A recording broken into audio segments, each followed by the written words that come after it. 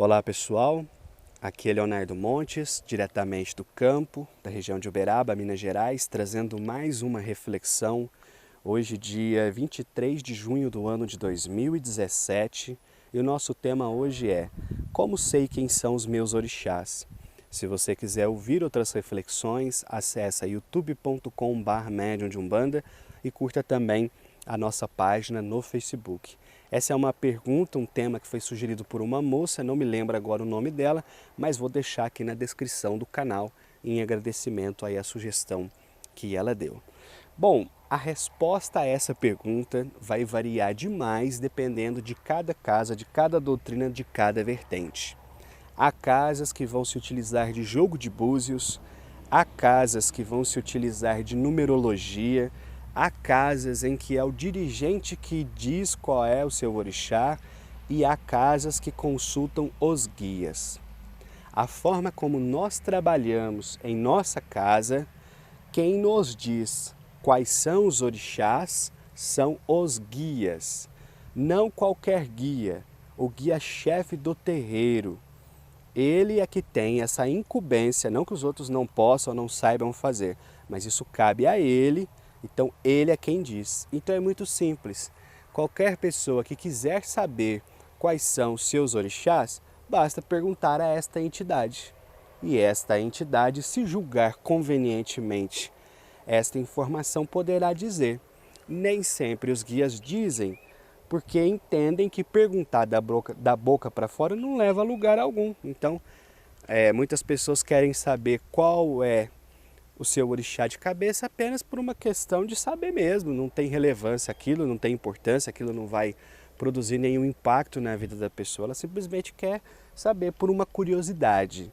E os guias normalmente esperam aquela pessoa ter um pouco mais de senso, um pouco mais de responsabilidade, um interesse um pouco mais profundo nessa questão para de fato eles poderem dizer. Então não é que a questão é envolta no mistério, apenas qual é o propósito. É a mesma coisa. Quantas pessoas me perguntam assim, como é que eu faço para saber o nome do meu guia, o nome do meu anjo de guarda? E qual a relevância de saber disso? Isso vai mudar o que na sua vida? Vai fazer diferença? Ele vai te ajudar mais? Ele vai te ajudar menos? Não, se você estiver pronto para aprender isso, ninguém precisa te falar, ele próprio vai te dizer. Ele te aparece num sonho, ele manda um recado para o médium. Então a gente às vezes é muito ansioso, querendo queimar a etapa, e assim a gente deixa de amadurecer um tanto quanto até descobrirmos essa informação. Então aqui já está a primeira dica, né? Se você ainda não sabe qual é o seu orixá, de duas uma, porque você não perguntou, ou se você já perguntou e não te disseram, é porque ainda não estão te vendo com a maturidade necessária para receber essa informação. Então é preciso considerar isso. Em nossa casa, como é que funciona? Quem diz é o guia-chefe. Ele é a entidade responsável por trazer essa informação mediante o interesse da pessoa. Para trabalhar na casa precisa saber o orixá? Não. Para ser médium precisa saber? Não. Se essa informação não for importante para determinada pessoa, ela pode trabalhar 10 anos ali e o guia não vai falar nada, ela também não quer saber, está tudo certo. Então, isso só tem relevância se tiver importância na vida do sujeito.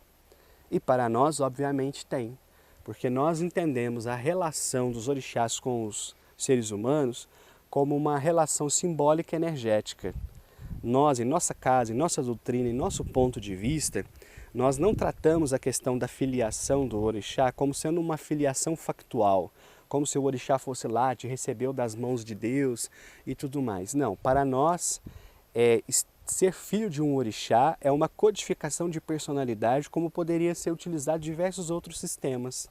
Então, quando nós dizemos eu sou filho de Oxalá, que é o meu caso, então eu estou falando de uma pessoa que tem uma tendência de personalidade para isso, isso, isso e aquilo.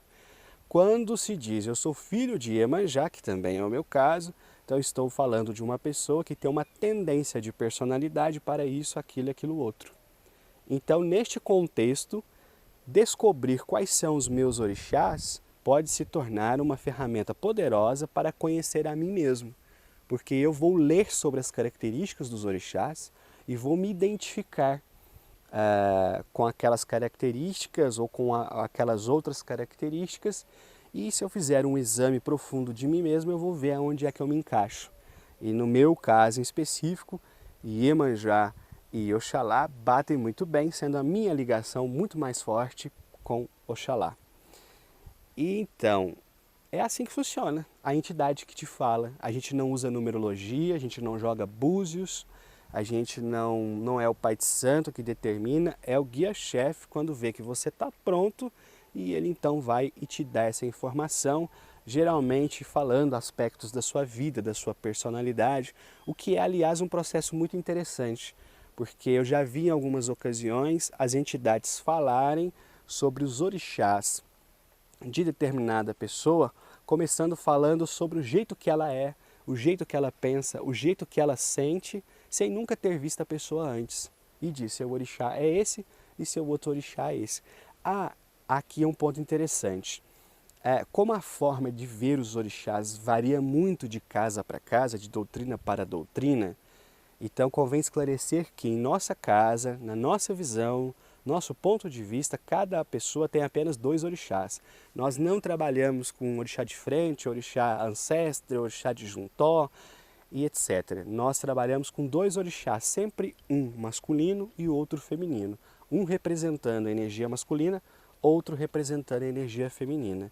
Então todos os filhos da nossa casa recebem ali a informação espiritual a qual orixá eles são filhos, por um lado masculino e outro feminino. Então eu, por exemplo, sou filho de Oxalá com Iemanjá. A minha esposa é filha de Omulu com Iemanjá.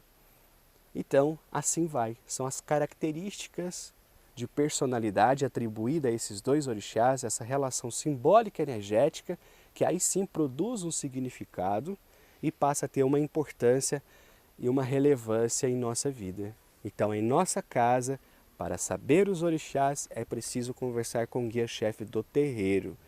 E em livros mais antigos de Umbanda, eu acabei vendo que era assim também antigamente. Então não se jogava búzios, que só bem mais tarde é que começou a ser introduzido em algumas casas de Umbanda, nem numerologia, nem nada. Então esse é meu conselho.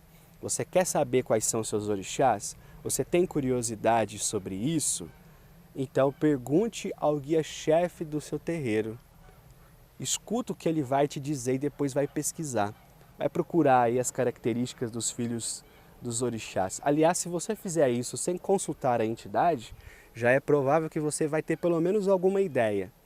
Mas nada melhor do que a entidade ali, olhando no seu olho, te der essa confirmação. Então, é isso aí. Pergunte ao guia-chefe do terreiro.